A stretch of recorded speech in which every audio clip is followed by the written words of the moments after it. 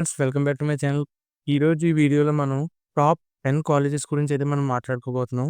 మీకైతే ఎలాంటి JEE mains or EAMCET or any exams అయితే రాసి పని అయితే లేదు. మీరైతే డైరెక్ట్ 12థ్ మార్క్స్ బేస్డ్ అయితే మీరైతే ఈ కాలేజెస్లో అయితే అడ్మిషన్ అయితే తీసుకోవచ్చు. సో ముందుగా VIT, Vellore institute of technology, ఇదైతే చాలా మందికి అయితే తెలిసి ఉంటుంది. నేనైతే ఇక్కడ మీకు చూపెడుతున్నాను కదా, ఎన్ఐఆర్ఎఫ్ ర్యాంకింగ్, యావరేజ్ ప్యాకేజ్ ఎక్కడుంది అండ్ అడ్మిషన్ ప్రాసెస్, ఇవన్నీ అయితే నేను ప్రతి కాలేజ్ గురించి అయితే డిస్కస్ చేస్తాను. సో వీడియోని ఎండ్ వరకు అయితే చూడండి. మీకు క్లారిటీ అయితే వస్తుంది ఏ కాలేజ్‌లో అడ్మిషన్ అయితే తీసుకోవాలని. సో ముందుగా విఐటి యూనివర్సిటీ గురించి చూసుకుంటే ఎన్ఐఆర్ఎఫ్ ర్యాంకింగ్ వచ్చేసి 11 అయితే ఉంది. అండ్ యావరేజ్ ప్యాకేజ్ 7.2 లాక్స్ అయితే ఉంది. మీరైతే స్క్రీన్‌షాట్స్ అయితే తీసుకోండి. తర్వాత కంపారిజన్ చేసుకోవడానికి మీకు కొద్దిగా ఈజీగా అయితే ఉంటుంది. అండ్ ఇక్కడ అడ్మిషన్స్ గురించి చూసుకుంటే మీరు విత్ ట్రిపుల్ ఎగ్జామ్ అయితే రాయొచ్చు, లేదంటే 12థ్ బేస్డ్. ఇప్పుడైతే మాక్సిమం ఎగ్జామ్స్‌కి స్కోప్ అయితే లేదు. ఎందుకంటే చాలా వరకు టైం అయితే అయిపోయింది. అప్లై చేయడానికి అయితే అవ్వదు. సో మీరు 12థ్ మెరిట్ బేస్డ్ అయితే జాయిన్ అయితే అవ్వచ్చు. సో మీరైతే ఒకసారి అడ్మిషన్స్‌కి అయితే ట్రై చేయండి. అండ్ నెక్స్ట్ వచ్చేసి ఇక్కడ ల్యాబ్స్, హాస్టల్స్ అయితే అంత పెద్ద కాలేజ్ అంటే మినిమమ్ మీకు ఇక్కడ 20 లాక్స్ అయితే అవుతుంది. మొత్తం 4 ఇయర్స్‌కి అయితే మినిమమ్ చెప్తున్నాను. మీరు ఒకవేళ ఇంకా మెరిట్ బేస్డ్ కాకుండా మామూలు డొనేషన్ ఫీజ్ అయితే కట్టారంటే ఇంకా ఎక్కువైతే ఉండొచ్చు. సో మినిమమ్ టు మినిమమ్ ఒక 20 లాక్స్ అయితే ఉంటుంది వీటిలో చదవాలంటే. అండ్ నెక్స్ట్ కాలేజ్ గురించి మనం మాట్లాడుకుంటే పిఈఎస్ యూనివర్సిటీ. సో ఇదైతే బెంగుళూరులో ఉంది, కర్ణాటక. సో దీని ఎన్ఐఆర్ఎఫ్ ర్యాంకింగ్ వచ్చేసి 100 ఉంది. ఇక్కడైతే చూపెడుతున్నాం కదా, 2023 బేస్డ్ అయితే ఈ ఎన్ఐఆర్ఎఫ్ ర్యాంకింగ్. అండ్ మీకైతే అడ్మిషన్ కావాలంటే ఈ ఎగ్జామ్ రాయాల్సి ఉంటుంది యూనివర్సిటీది. సో ఇప్పుడు మనం ఓన్లీ మాట్లాడుకునేది ఏంటంటే యూనివర్సిటీ ఎగ్జామ్ రాయకుండా ఎలాంటి కాంపిటేటివ్ ఎగ్జామ్స్ సెలెక్ట్ అవ్వకపోయినా కూడా మీరు ఈ కాలేజెస్‌లో అయితే అడ్మిషన్ తెచ్చుకోవచ్చు 99%. సో ఈ యూనివర్సిటీకి కూడా చాలా వరకు ప్లేస్‌మెంట్స్ అయితే ఉంది. సో ఈ యూనివర్సిటీని కూడా మీరైతే కన్సిడర్ చేయొచ్చు. సో ఇదైతే ఒకసారి స్క్రీన్‌షాట్ తీసుకోండి. నేను నెక్స్ట్ స్లైడ్‌కి అయితే వెళ్దాం. నెక్స్ట్ కాలేజ్ గురించి మాట్లాడదాం. So SRM. ఎస్ఆర్ఎం గురించి కూడా అందరికీ తెలిసిందే. సో ఈ కాలేజ్ తమిళనాడులో ఉంది.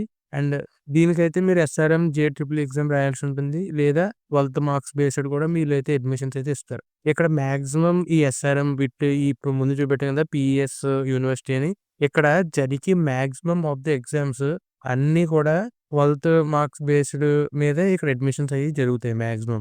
Maximum to maximum. అంటే ఇప్పుడు ఒక 100 మంది జాయిన్ అయ్యారంటే ఈ యూనివర్సిటీలో, అందులో 85 మెంబర్స్ 12థ్ మార్క్స్ బేస్డ్ నుంచే అవుతారు. సో వీళ్ళకైతే మీకు ఒకవేళ మెరిట్ అయితే స్కాలర్‌షిప్ ఉంటుంది. లేదంటే స్కాలర్‌షిప్ అనేది ఉండదు. వాళ్ళు ఒక నంబర్ అయితే చెప్తారు. ఒక 24 లాక్స్ అవుతుంది 4 ఇయర్స్‌కని. అదైతే మీరు కట్టాలి. అంతేకాకుండా ఎక్స్‌ట్రాగా మీకు అండ్ ఇంకా డొనేషన్ ఫీజ్ ఏమైనా ఉంటది కదా, అది కూడా కట్టాల్సి ఉంటుంది. సో మీరు ఒకసారి ఏ కాలేజ్ అయితే అనుకున్నారో వాళ్ళ నంబర్స్ ఉంటాయి కదా, ఈ యూనివర్సిటీ యొక్క నంబర్స్. ఆ నంబర్స్ కూడా నేను కింద డిస్క్రిప్షన్‌లో ఇస్తాను. సో ఈ వీడియో అయిపోయాక వాళ్ళకి ఫోన్ చేసి అయితే మాట్లాడండి. అండ్ నెక్స్ట్ వచ్చేసి శివనందర్ యూనివర్సిటీ. సో ఇదొచ్చేసి మనకైతే నోయిడాలో ఉంది, ఉత్తరప్రదేశ్‌లో. అంటే నార్త్ యూనివర్సిటీ ఇది. సో ఇక్కడ కూడా మీకైతే 12థ్ మెరిట్ బేస్డ్ ఉంటుంది. మీకు అడ్మిషన్ అయితే. సో ఇది కూడా ఒకసారి అయితే స్క్రీన్‌షాట్ తీసుకోండి. అండ్ దీని ఎన్ఆర్ఐఎఫ్ ర్యాంకింగ్ చూసుకుంటే ముందు వచ్చిన దానికన్నా ఇది కొద్దిగా బెటర్ 62 అయితే ఉంది. మీరు ఇక్కడ మీన అఫీషియల్ వెబ్‌సైట్స్ లింక్స్ కూడా నేను కింద డిస్క్రిప్షన్‌లో ఇస్తాను. సో అవి కూడా మీరైతే ఒకసారి అబ్జర్వ్ చేయండి. వాళ్ళ ప్లేస్‌మెంట్స్ ఎలా వచ్చాయి ఇవన్నీ. ఇక్కడైతే మంచి మంచి కంపెనీస్ వస్తాయి. ఎందుకంటే అంతంత ఫీజ్ మనం పే చేస్తున్నాం అంటే మంచి కాలేజెస్, మంచి కంపెనీస్ అయితేనే కదా అక్కడ ప్లేస్‌మెంట్స్ వస్తున్నాయి కాబట్టి అవి చూపెట్టుకొని వీళ్ళు ఎక్కువ ఫీజెస్ అయితే పెంచుతున్నారు. సో ఇదైతే అయిపోయింది కదా. సో నెక్స్ట్ యూనివర్సిటీ గురించి అయితే మనం మాట్లాడుకుందాం. MIT university. సో ఇది కూడా సేమ్ అక్కడే ఉత్తరప్రదేశ్‌లో నోయిడాలోనే ఉంది. సో నోయిడాలో ఇక్కడైతే ఎక్కువ కాలేజెస్ అయితే ఉంటాయన్నమాట. మీరు బీటెక్, బీబీఏ ఏ కోర్స్ తీసుకుందాం అనుకున్నా, ఏ డిగ్రీ తీసుకుందాం అనుకున్నా ఈ నోయిడాలో చాలా వరకు కాలేజెస్‌లో అన్ని కోర్సెస్ అయితే ఉంటాయి. సో అక్కడ బెస్ట్ కాలేజ్ వచ్చేసి ఎంఐటీ యూనివర్సిటీ. దీని గురించి చాలా వరకు అందరూ వినే ఉంటారు. దీని ఎన్ఐఆర్ఎఫ్ ర్యాంకింగ్ వచ్చేసి 31. అండ్ ఇది కూడా ఒకసారి స్క్రీన్‌షాట్ అయితే తీసుకోండి. నెక్స్ట్ స్లైడ్‌కి అయితే వెళ్తున్నా. ఇక్కడ యావరేజ్ టు యావరేజ్ ప్యాకేజ్ వచ్చేసి 5 లాక్స్ పర్ యానమ్ ఉంది. సో ఇది కూడా ఒకసారి మీరు చెక్ చేసుకోండి అఫీషియల్ వెబ్‌సైట్‌లో. నెక్స్ట్ వచ్చేసి జైన్ యూనివర్సిటీ. సో ఇది వచ్చేసి ఇందాక చెప్పాను కదా, బెంగుళూరు, కర్ణాటక. సేమ్ ఇది కూడా బెంగుళూరు, కర్ణాటకలోనే ఉంది. అండ్ దీనికి కూడా 12థ్ మెరిట్ బేస్డ్ అయితే ఉంది. అండ్ ఇక్కడ యావరేజ్ ప్యాకేజ్ చూసుకుంటే 4.8 లాక్స్ యానమ్ ఉంది. అండ్ మీకు థౌసండ్స్‌లో అయితే వస్తుంది. దీన్ని బట్టి చూసుకుంటే మీకు థౌసండ్స్‌లో సాలరీ వస్తుంది. సో మీరు కట్టే ఫీజెస్ కన్నా ఇక్కడ మీకొచ్చే ప్యాకేజ్ అయితే చాలా తక్కువగా ఉంది. సో దాని గురించి అయితే మీరు ఒకసారి అబ్జర్వ్ చేయాల్సి ఉంటుంది. అండ్ నెక్స్ట్ వచ్చేసి కేఎల్ యూనివర్సిటీ. సో ఇక్కడ కూడా మీకు యావరేజ్ ప్యాకేజ్ వచ్చేసి 4.5 లాక్స్ ఉంది. ఎన్ఐఆర్ఎఫ్ ర్యాంకింగ్ వచ్చేసి 44. ఇప్పుడు అందరూ ఎన్ఐఆర్ఎఫ్ ర్యాంకింగ్ అంటూ ఉంటారు కదా, అసలు ఇది దేనివల్ల ఇస్తారో తెలుసా మీకు? ఎన్ఐఆర్ఎఫ్ ర్యాంకింగ్ అసలు ఎందుకు ఇస్తారంటే ఈ కాలేజ్ ఎన్వైర్న్మెంట్ ఎలా ఉంది, అంటే స్ట్రక్చర్ అంటే చుట్టూ ఏరియా ఎలా ఉంది? వీళ్ళు ల్యాబ్స్ ఎలా మెయింటైన్ చేస్తున్నారు? హాస్టల్స్ ఎలా మెయింటైన్ చేస్తున్నారు? ఇన్‌ఫ్రాస్ట్రక్చర్ ఎలా ఉంది? దీన్ని బట్టి మనకి ఎన్ఐఆర్ఎఫ్ ర్యాంకింగ్ ఉంటుంది గానీ, అక్కడ ఈ యావరేజ్ ప్యాకేజెస్, ప్లేస్‌మెంట్స్ బట్టయితే మాక్సిమం ఇవ్వరు. అందుకే అక్కడ చూసారు కాలేజెస్ పెద్ద కాలేజ్‌కెళ్ళగానే వావ్! ఎంత బావుందని అనుకుంటాం గదా! సో, అక్కడ కాలేజెస్ బట్టి ఆళ్ళ ఇన్‌ఫ్రాస్ట్రక్చర్ బట్టి ఇస్తారు గానీ, మనకి అక్కడ ప్లేస్‌మెంట్స్ బట్టి ఎన్ఐఆర్ఎఫ్ ర్యాంకింగ్ అయితే ఉండదు. సో, ఇది స్క్రీన్‌షాట్ తీసుకున్నారు గదా! సో, నెక్స్ట్ అయితే వెళ్దాం. గీతం యూనివర్సిటీ. గీతం యూనివర్సిటీ అయితే చెప్పనవసరం లేదు. చాలా హెవీ ఫీజెస్ అయితే ఉంటాయి. మీరిక్కడ జాయిన్ అవ్వాలంటే మినిమమ్ ఒక 20,00,000 అయితే కన్ఫర్మ్‌గా అయితే పెట్టుకోవాల్సుంటుంది. ఇంకా ఎక్కువ అవ్వచ్చు కానీ తక్కువైతే అవ్వదు. విశాఖపట్నంలో ఉంది ఇదైతే. అండ్ నెక్స్ట్ వచ్చేసి రేవా యూనివర్సిటీ. సో, దీని గురించి పెద్దగా ఎవరికీ తెలియకపోవచ్చు. అంటే కర్ణాటక వాళ్ళకి తెలుస్తది కానీ మన తెలుగోళ్ళు పెద్దగా వినకపోవచ్చు. సో, ఇది కూడా వన్ ఆఫ్ ద బెస్ట్ కాలేజే. దీనికైతే రేవా సెట్ అని అయితే రాయాల్సుంటుంది ఎగ్జాము.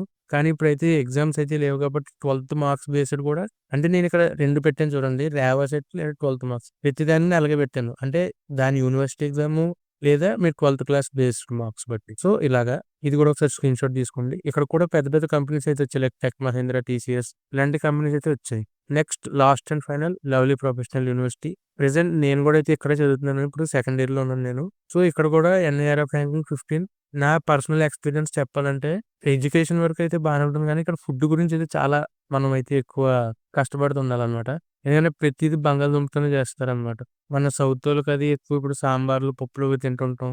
కానీ ఈ నార్త్ సైడ్ వచ్చేసేసరికి ఏంటంటే అక్కడ మాక్సిమం ఆఫ్ దాన్ని ప్రతిదీ పొటాటోతోనే చేస్తారు. అండ్ ఇప్పుడు హాస్టల్స్ అవి కూడా హాస్టల్ ఫుడ్డు చెప్పాలంటే ఒక 50, 50 బావుంటదనమాట. ఫస్ట్ 1 మంత్, 1 వీక్ చాలా బావుంటది. తర్వాత నుంచి ప్రతీదీ బంగాళదుంపతో చేయడం అది మనకు నచ్చదనమాట. అక్కడ పైగా బయట హోటల్స్ అయితే ఉంటాయన్నమాట.